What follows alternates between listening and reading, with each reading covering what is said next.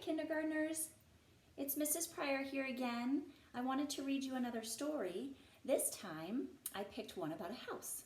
And I picked this one because, lately we've been spending a little more time at our house, not going to school and maybe not going to restaurants or to activity places, but also because our houses are very special to all of us. It's a place where probably you feel most comfortable and probably where all your special toys and things are and where your family lives with you. So anyway, the name of this story is called The Big Orange Splot.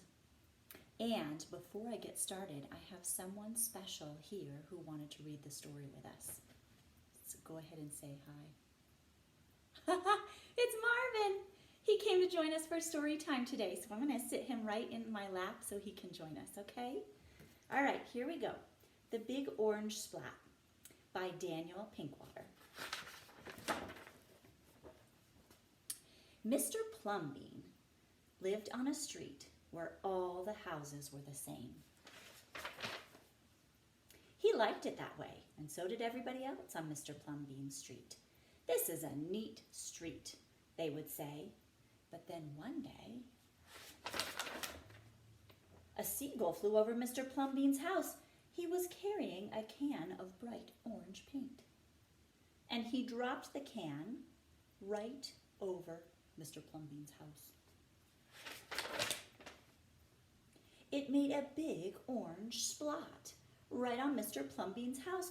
"Oh, too bad," everybody said. "Mr. Plumbean will have to paint his house again."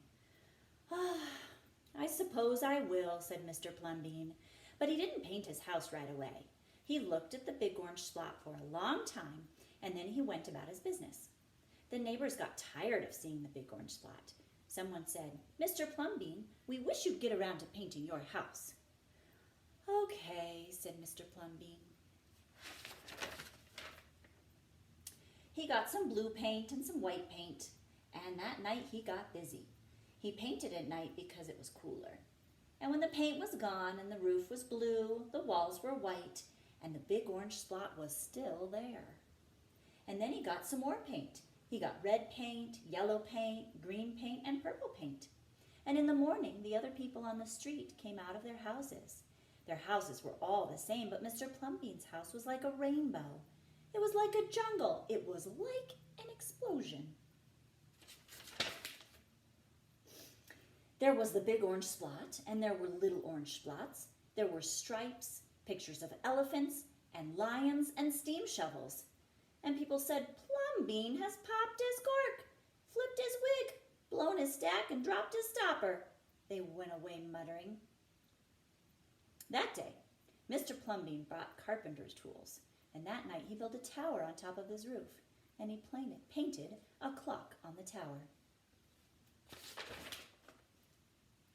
The next day the people said, "Plumbean has gushed his mush, lost his marbles, slipped his hawser."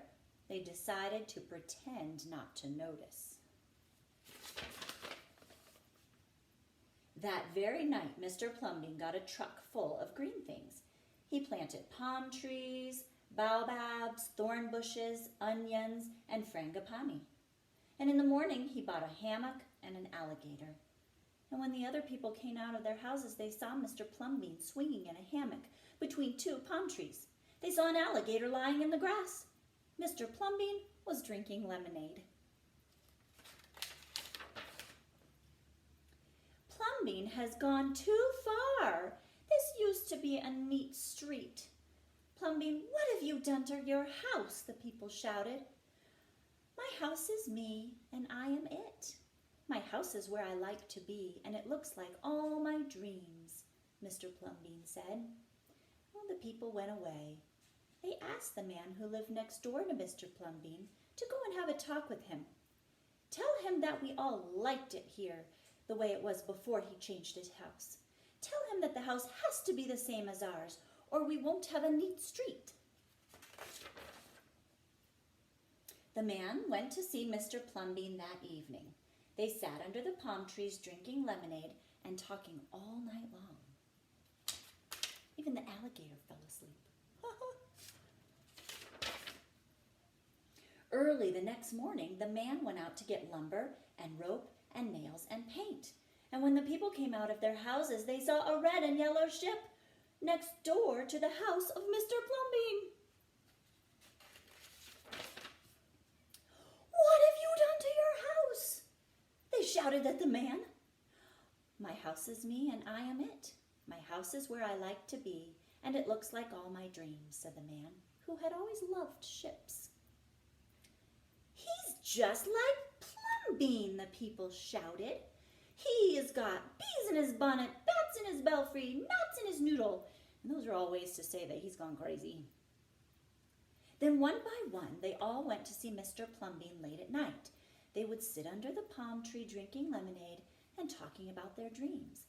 And whenever anybody visited Mr. Plumbean's house, the very next day, that person would set about changing their own house to fit their dreams.